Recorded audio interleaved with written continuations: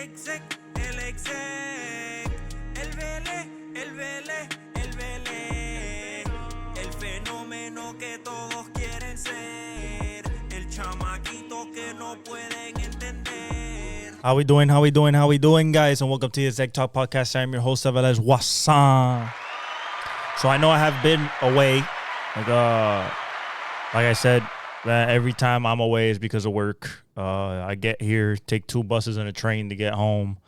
And sometimes there's not a lot to talk about, so I wanted to wait till it was the night of the first game of the NBA Finals. Yesterday was the first game of the NHL Finals. Panthers are going for the repeat, but we lost in overtime, unfortunately, because we had a penalty. We were going to go to set 2 overtimes, and we were up 3-1 in the second period. We were playing the floor check, but Leon Draisaitl and Connor McDavid are fiends, and they just kind of, overwhelmed us especially in the third period. They got like 13 more shots than us on goal, and it looked like we were tired and not, playing as hard as we usually do. We had great energy in the first period, great energy in the second period. We were up 3-1, and then, we gave up a 3-1 lead to lose 4-3 with 51 seconds left in overtime, or 31 seconds. But, I think we're going to still win. I got Panthers in 6. I actually bet it. So I think that we can still win in 6. We got to come back with a vengeance in game 2, split it, go home, get 2-0, and then be up 3-0. Be up 3-1. Be up 3-1 going to Edmonton to try to close it out. Probably at home in Game 6 and finish it 4-2. But what we're here to talk about today, Kyle Kirkwood wins in the streets of Detroit in IndyCar. Very dominant win. Didn't start from pole, but just took the lead, and even with a late caution with Alex Palou getting ran into the wall, him running out of push to pass and being on 0, but he ran a great race. He couldn't get caught. Colton Herta tried to catch him at the end. Will Power tried to catch him, and it just couldn't happen. Santino Ferrucci had a great showing. Once again, coming off of the Indy 500, we have Ryan Blaney win in NASCAR, the former champion from 2 years ago. So he's in the show. He's been running well, but he's had bad luck, crashes, just bad pit stops and stuff like that throughout the season. But they're Fords, they're Penske, they're gonna find a way to win. And then finally, Oscar Piastri wins in Spain. He got the pole. He won from pole. Really not a competitive race, I guess you could say, considering that Max passed Lando. Lando had to pass 2 cars to get back into second. They did finish 1-2.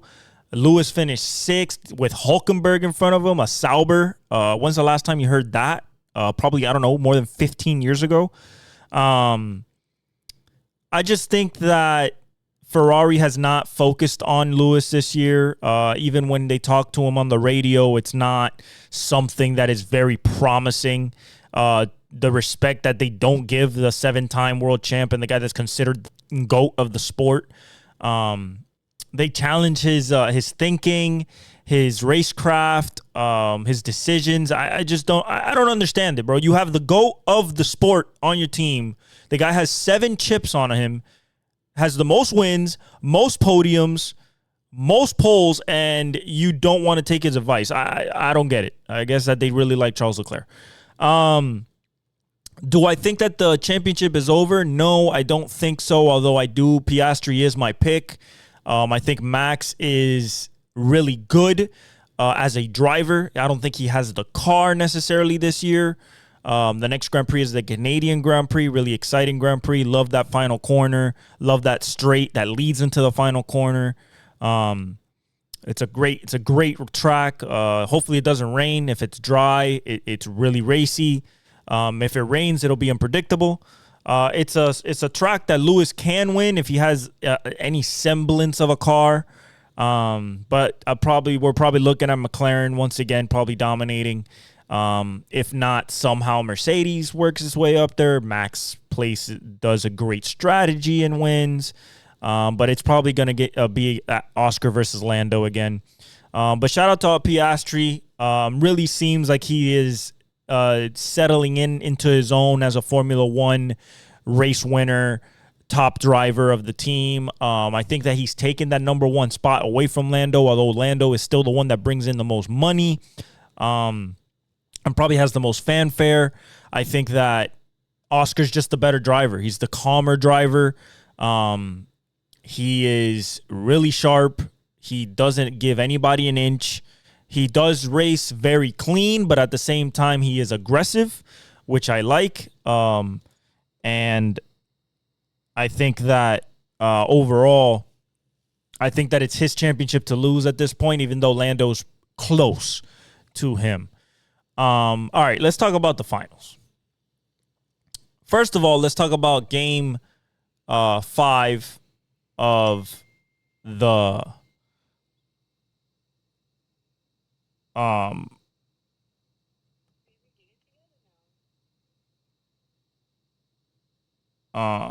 game 5. Hold up.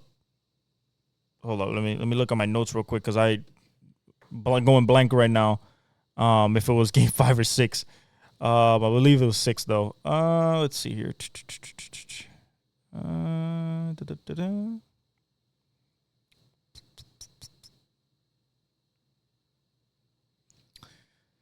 Okay, so I believe 2 blown leads, win game 3. Game 4 is won by Indiana. Game 5 is won by New York, and Indiana celebrates at home. Yeah, so it's in 6 games, but the Pacers, the Pacers forced 18 turnovers by the Knicks. You're not going to win any game when you commit 18 turnovers. Brunson went 8 for 18. Andrew and Nembhard basically stopped him in his tracks. He scored 19 points. Cat was a non-factor. Hallie had 21 and 13. Siakam had another 30-point game. Surprisingly, not a surprise to me, I think Siakam was probably the most consistent player in this series, and he got the Eastern Conference MVP.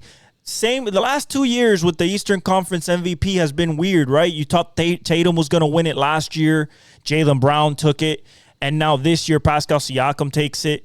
However, we're not going to have that in the finals, unfortunately, because I got the finals ending in 5, guys, and I was really tempted to go 4. Okay, and I'm going to break it down for you. And if you don't like it, once you see game 1 tonight and OKC wins by 15 plus, you're going to understand.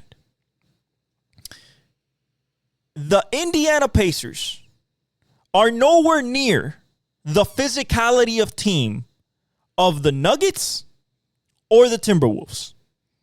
What does that mean? That means that Ant is 6'6", 220, and he couldn't bring the ball up against Lou Dort. What do you think that a 6'8" Haliburton or a 6'7" Haliburton that weighs 190 is going to do against a guy who's basically a linebacker playing basketball? And that's only one matchup. Because as soon as they switch, because that's what they're going to do, then you have somebody like Shea, somebody like J-Dub. Off the bench, you got Alex Caruso. You got Cason Wallace. And then on the other side, who's going to stop Shea? You better hit threes and hit them a lot, because if you do not hit your shots, this team will force you into turnovers, into bad habits. And guys, I don't care what anybody says on TV. The stats are the stats. The Thunder have held Hallie in the last 2 games they faced to under 15 points. He's averaged 11 points in both games. He averages like 6 turnovers or more, and he averages 6.5 assists. You're not winning nothing And that's the regular season. This is a much more tenacious, much more aggressive. Guess how much points Shea averages against Indiana Pacers? 39. Okay? You can understand that it took every fiber in my being not to make this a sweep. This is going to be disgusting. This is going to be 2018, like 2017 Warriors versus Cleveland disgusting. This is not going to be a matchup. You guys really think that this is going to be a series? Stephen A has the OKC Thunder in 6? Are you nuts? Bro, it's going to be 2-0 going to Indiana. And then once you get to Indiana, you're going to get the best shot from Indiana. And if the Thunder make them turn over the ball, if this is 10 plus turnovers by Indiana, they're getting blown off the court. This is not even, oh no, but Miles Turner is a good rim protector and can stay with Shea in the inside. Hell no. You got one big. Guess what Chet Holmgren's going to do? Well, I'm not going to clog the lane. I'm going to step out into the 3. Who's going to cover him? Because there's only one 7-foot dude on the Pacers. Last time I checked, that was Miles Turner. So if Miles Turner's going to not check Chet at the three-point line, Chet's going to eat at the three-point line. He's shooting like 39% for the playoffs. J-Dub is the X factor for the OKC Thunder. The X factor for the Pacers is Miles Turner on the offensive end. If Miles Turner can take Chet out the paint and just leave Hartenstein, and he can shoot over Chet, and he can maybe make some threes and force Chet to cover him out there, okay, maybe you have some driving lanes. But at the same time, if his shot's not going down, they will turn over the ball, because as soon as Hallie tries to go into the paint, there's going to be 6 hands on him going for the ball. As soon as he looks for a jump pass, hey, guess what? That passing lane is gone. There is no passing lane. There is Shea intercepting it, Alex Caruso, Cason Wallace, and it's going the other way, and it's going to end up in a dunk. It's going to end up in a foul.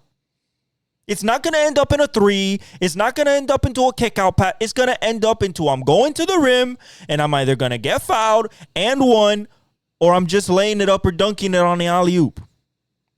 And that's going to happen repeatedly, especially in OKC. Especially in OKC. This team has blown out people out the water. It's not even fair. Now, another aspect to this is, how are the refs going to ref? Are they going to ref like they ref the Timberwolves series, where in like the first 7 minutes of the series, the first 4 minutes of the series, Shea got 7 free throws? If that's the case, this is not even a series. And I've been telling people that. I'm like, oh, no, you got people on TV, Jay Williams saying, are you serious? Tyrese Haliburton, the way he's playing, Pascal Siakam's a former champion. That's all well and good, but you're facing a top 5 defense of all time. You're facing the best defense ever in turnover margin. Ever. Period. Bulls, Pistons, whoever you want to throw in there, best turnover margin, best point differential by over 12 points. They're winning every game in the playoffs by over 10. The spread is 9.5, and I bet on the spread. I think they're going to win by 15 or 20 tonight. It could be a 30-point blowout. This game could be over at halftime. There is a lot more ways for OKC to win and win big than for Indiana to pull out small wins. Indiana has to come out gangbusters from 3. I'm talking about 3, 4, 5, 6 threes in a row to even keep up. Why? Because if J-Dub is on like he was against the Timberwolves, scoring 30, and Chet's going over 20, you're not touching the heels of this team. Because even if you stay close, even if you stay within 5, you stay within 7, if you turn over the ball, there will make it a frenzy. You will be down 15, 17 in 2-3 minutes. And there's nothing you can, because once they get a 10-point lead, you're not walking them back. They're going to get to the line. They're going to get good shots. There's no way that Indiana can stop the OKC Thunder.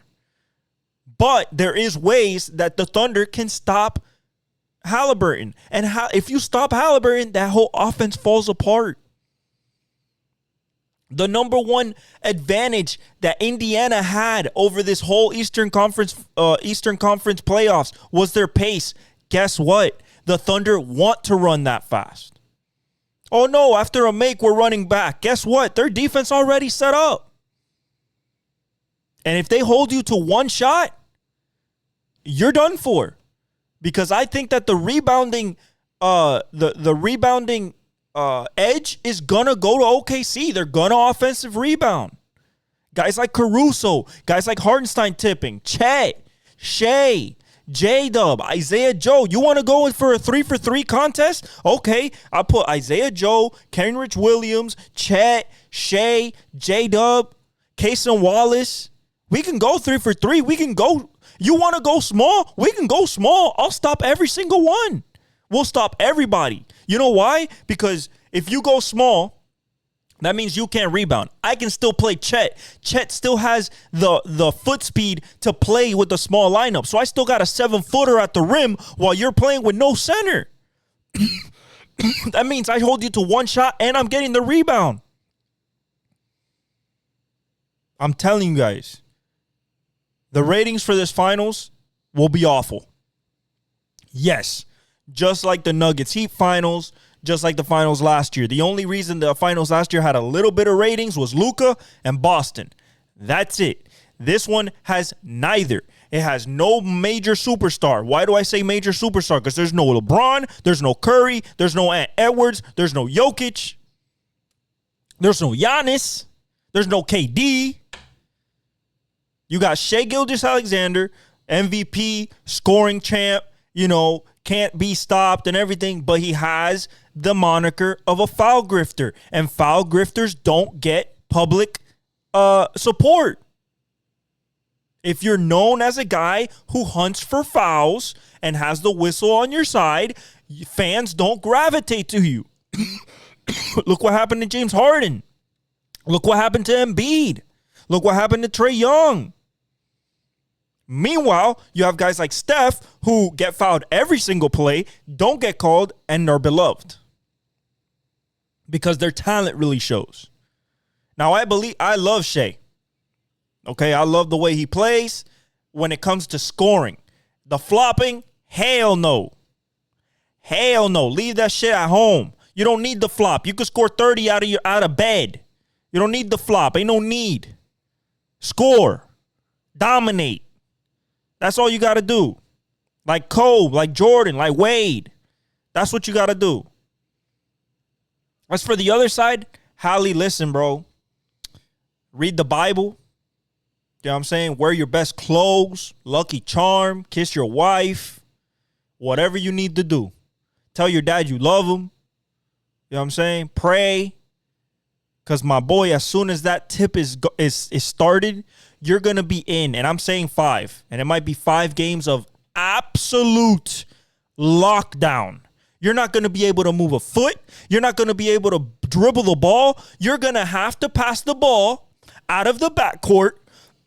You're not going to be able to bring up the ball. That ain't happening. Because if Ant couldn't do it, at his physical stature and his explosiveness, you as hell ain't going to do it. Okay? I'm sorry, guys. We have gone the first 2 rounds of the playoffs were absolutely amazing. The last 2 rounds are going to be bummers. And we're going to have a sour taste in our mouth and wait for next season. Because it's not going to be fun. It's not going to be competitive. And you guys might be saying, oh, you're crazy. How can you just discount the Pacers and everything? I can discount the Pacers and everything because I saw OKC all year. They destroyed people, dismantled, demoralized.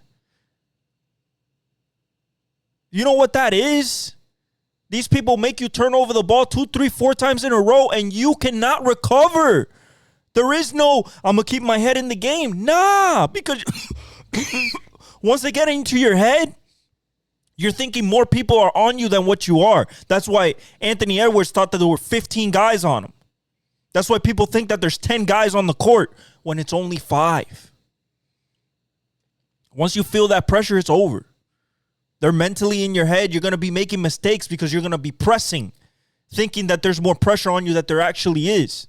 There's pressure on you, but you're going to think there's a lot more because of the ball's getting away from you. You're like, wait, what? Where's the ball going? Passes are not going to go where they go. Your shots are not going to be open. You think you're going to be open, and then the contest comes out of nowhere. You're like, whoa, where'd he come from? And it's constant. It is a constant 10-man rotation and buy-in defensively. It's incredible to watch.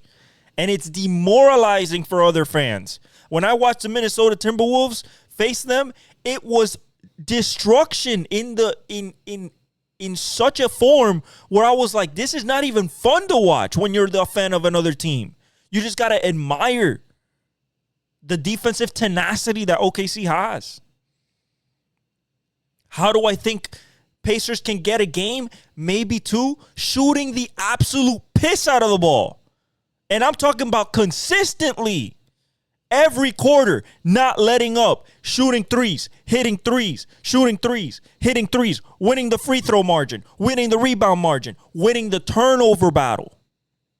OKC don't turn over the ball when they're locked in.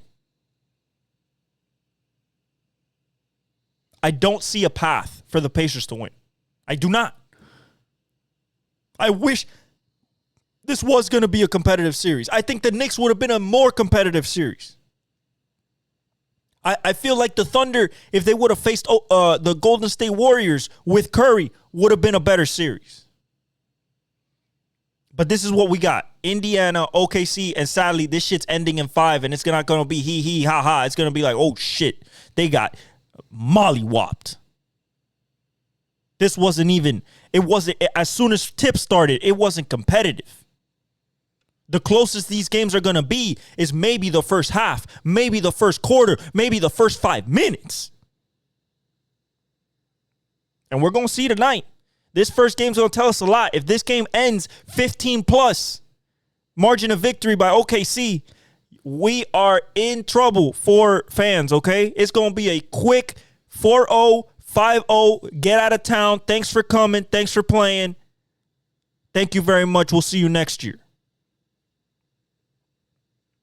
Is there a possibility this makes it to 6? If OKC has a game 4 type of off night. Game 4 in Minnesota type of off night.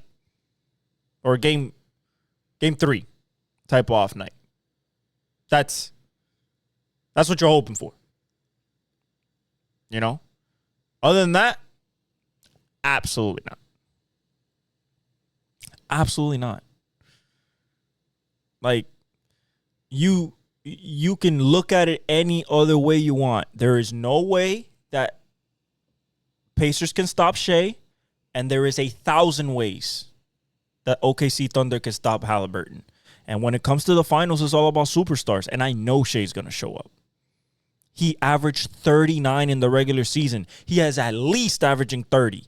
At least. J-Dub is a much better player. Chet's a much better player. This team plays on a string on offense, plays on a string on defense. They always hang the if you're stopping them, not stopping them. Yes, if they're missing shots, guess what? They're going to make you miss shots. It's not going to be I score a bucket, they don't score. It's going to be like they don't score. Okay, we got to play against this defense. Oh shit, turnover, they scored. Oh shit, it's going to be stop until somebody scores, and then the avalanche begins. The first half is going to be everything in this series. Not in the sense of, it tells us a barometer. No. Competitiveness. Is it going to be competitive? Because if they're up by 15 at halftime, you're not walking that back. They're going to make you turn over the ball more. It's just what it is. That's how they've played all year. They get in you, they bother you, they get in your head, and that's wraps right there. Psychological game. It's over. You're going to think that there's many people out there when there's only one guy guarding you, and you're going to make mistakes. Yes, Pascal Siakam can be a calming presence out there because he won a championship and was a big part of the Raptors championship 2019. He didn't face no defense like this. He didn't face no defense like this, man. Alex Caruso was part of a defense like this with LA when they won the chip against Miami in the bubble. He liked that defensively. No, but Shea is going to have to get guarded by Naismith and Nembhard.